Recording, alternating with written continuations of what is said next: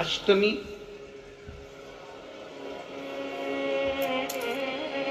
दशमी, एकादशी, प्रदोष, शिवरात्रि, ये तिथियां ऐसी तिथियां हैं जिन तिथियों पर अगर भूलवश भी श्राद्ध पक्ष की दूज, चतुर्थी, अष्टमी, दशमी, एकादशी, प्रदोष, शिवरात्रि, ये श्राद्ध पक्ष की वो तिथियां हैं जिन तिथियों पर अगर गौ माता को एक चुल्लू पानी भी अगर पिला दिया जाता है तो हमारे पूर्वजों को तर्पण और तिलांजलि की जरूरत नहीं पड़ती, वो तर जाता है।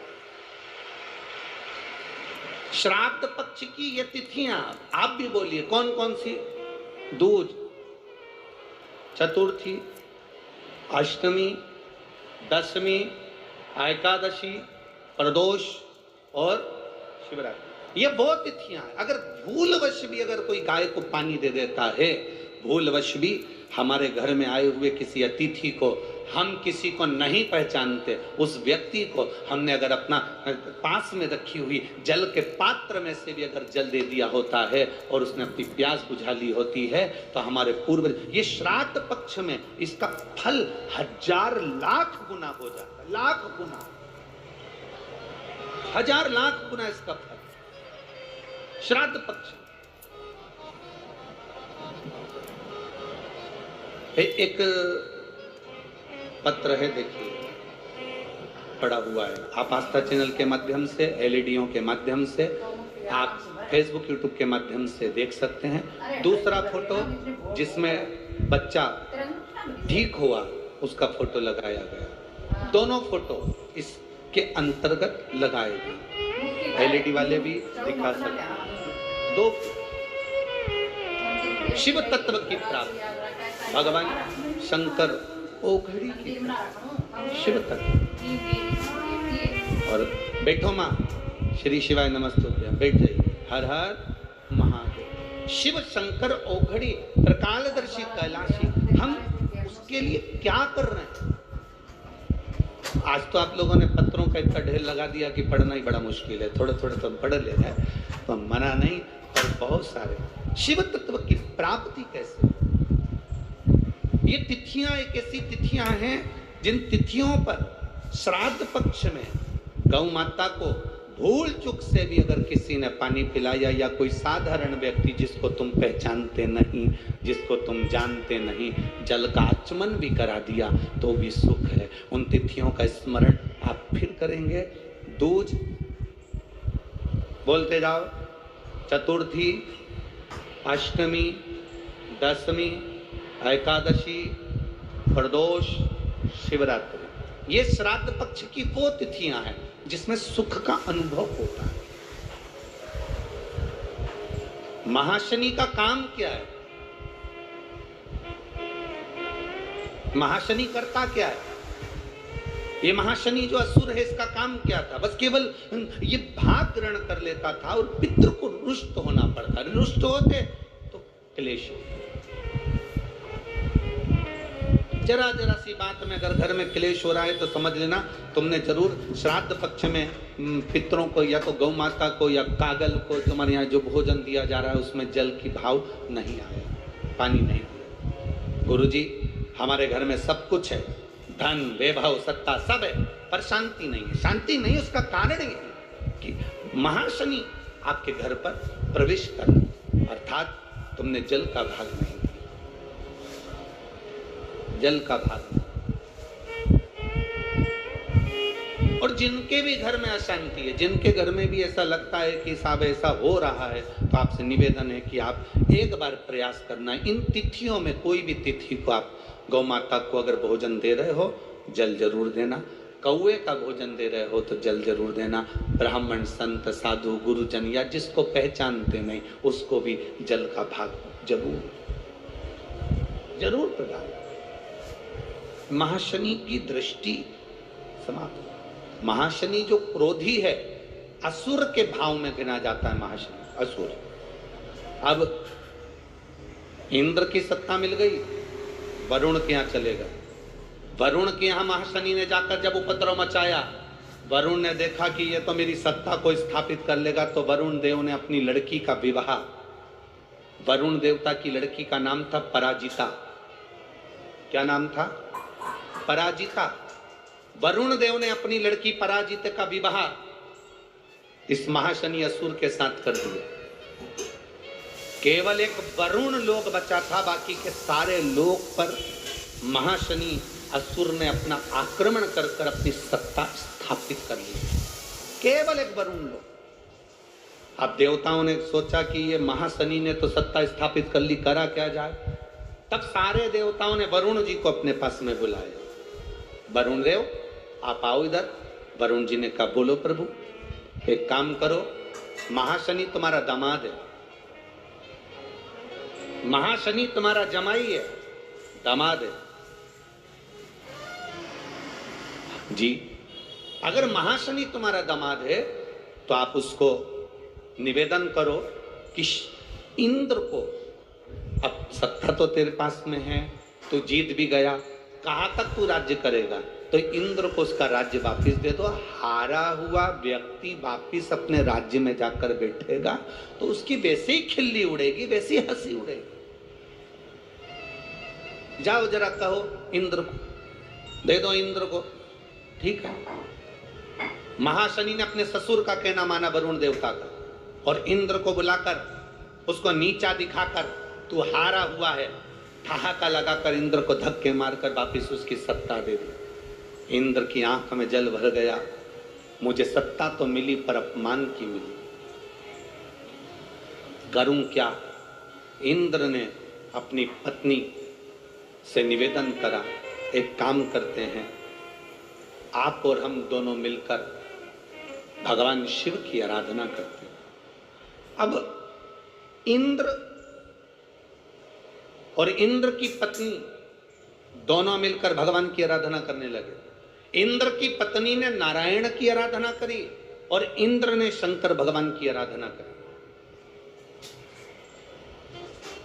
दोनों ने आराधना करी। दोनों की आराधना का फल इतना प्रकट हुआ, सची देवी आराधना कर रही है नारायण की, इंद्र का मन शंकर की आराधना में थोड़ी देर तो लगता है, थोड़ी देर में उच्चिष्ट हो जाता है, फिर थोड़ी देर मन लगता है, थोड़ी देर में उच्चिष्ट हो जाता है। आप में भी कई लोग ऐसे बैठे होंगे जिनका मन थोड़ी देर तो भगवान शंकर के मंदिर में लगता है, थोड़ी देर में लगना बंद हो जाता है। थोड़ी देर तो माला जपते हैं, राम राम करते हैं, थोड़ी देर बाद काम चालू हो जाता है,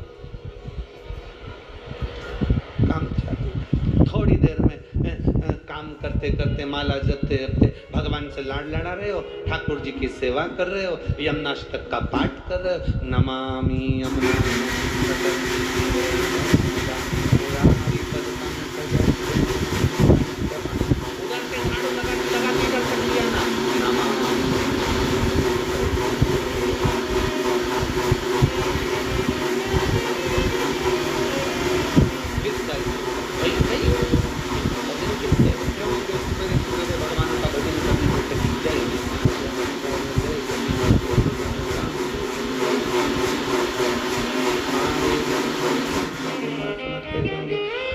भगोनी लेकर चली जा, दूध लेकर आ जाना, आधा किलो ज्यादा ले लेना, ससुर जी की तिथि है।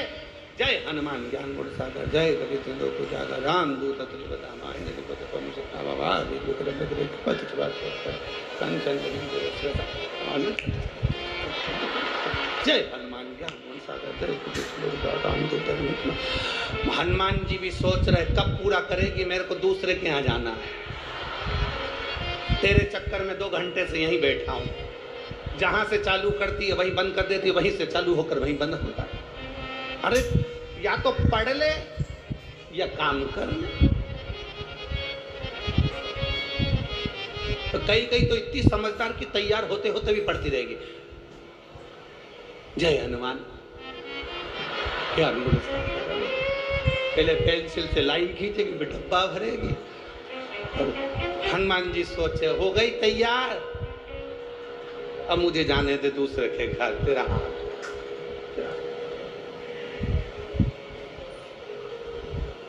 अभी अभी श्राद्ध पूरे होंगे, नवरात्रि आने वाली है, सबके व्रत चालू हो जाएंगे, सबके। कोई चप्पल नहीं पहनेगा, कोई पहनेगा, कोई फलार करेगा, कोई लौंग खा के, कोई पानी पी के, कोई एक गिलास दूध पर, ना जाने इतने कठोर कठोर कठोर व्रत करेंगे। बस 9 दिन व्रत करेंगे, बाकी के समय तो जो मिल जाए उसको खूब चरेंगे। क्या हो,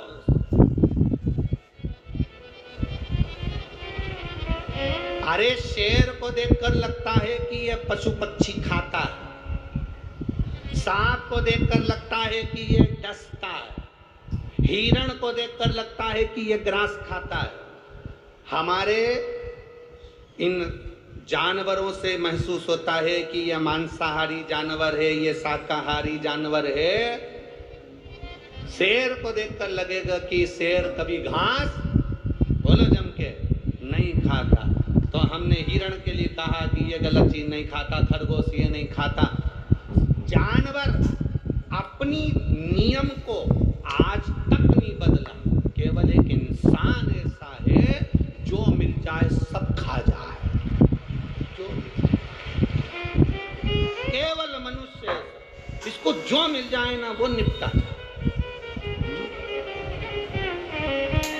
कई बूढ़ी बूढ़ी माताएं आज तक इन लोगों ने चाउमीन नहीं खाई होगी, पर ठेले के पास में से जब निकले और छोरा छोरी खाए,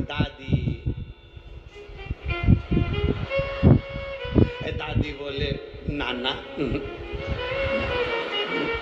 दादी एक नंबर का टेस्ट है। दादी बोले तेरी प्लेट में एक चम्मच खा के देखो, तेरी प्लेट में, और बना की प्लेट में एक चम्मच नाना की प्लेट में से निपटा गई। तो इतना में तो दादी बोली क्या जोरदार लगा, एक प्लेट और लगा। तो और मैं ठेला पे खड़ी खड़ी सब खा वही। अब तो छोरा ने कह दिया दादी गोलगप्पा, पानी बतासा, क्या बोलते हैं गुपचुप, हैदराबाद में वो पानी बतासा को गुपचुप बोलते हैं।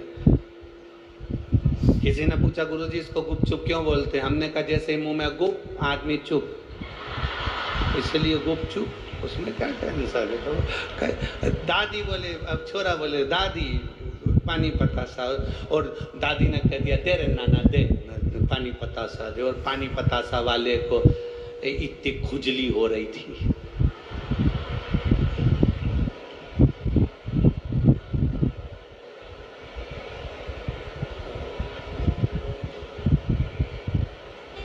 वो पानी में हाथ हिलाए, थोड़ी थोड़ी देर में वो नीचे हाथ ले जाए और थोड़ी थोड़ी देर नीचे पर। 3-4 बार दादी ने देखा कि ये बार बार हाथ नीचे ले जाए, फिर अब इतना में दादी ने पूछा बार बार ये नीचे क्या कर रहा है? कुछ नहीं, बहुत दिन से पाँव में एक्जिमा हो गया था, खुजलाल मच रहे थे। दादी बोली अब खाओ। घर में पानी बने ना, पानी पतासा का पानी घर में बने तो छोरा छोरी को अच्छा नहीं लगे। बोलो सही है कि गलत है? घर में चाउमीन बने तो छोरा छोरी के अच्छा नहीं लगे, घर में सामान बने तो छोरा छोरी के अच्छा नहीं लगे, होटल में या फिर वो ठेला पे अच्छा लगे। क्यों? क्योंकि वहां एक्स्ट्रा सामान डलता है, घर में एक्स्ट्रा सामान नहीं डलता।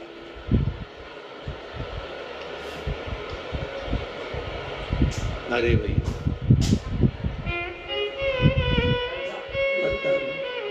और कहीं कहीं तो बहुत सारा एक्स्ट्रा डल जाता है, बहुत कुछ। अरे भगवान, घर में जो शुद्धता है, मंदिर में जो शुद्धता है, भगवान के धाम में जो शुद्धता है, परमात्मा के प्रसाद में जो शुद्धता है, वो शुद्धता दुनिया में कहीं प्राप्त नहीं हो सकती जो परमात्मा की भक्ति। खाकर देखना 56 भोग होटल के खाकर देखना, और दिवाली होने के बाद कहीं पर 56 भोग लगे हों, अन्नकूट हो रहा हो, उस अन्नकूट में नमक भी नहीं, मिर्ची भी नहीं, तो भी उस राम भाजी को, मिक्स वेज सब्जी को खाकर देखना, 56 भोग फीके, 56 भोग फीके। नवरात्रि में कहीं भंडारा हो रहा हो,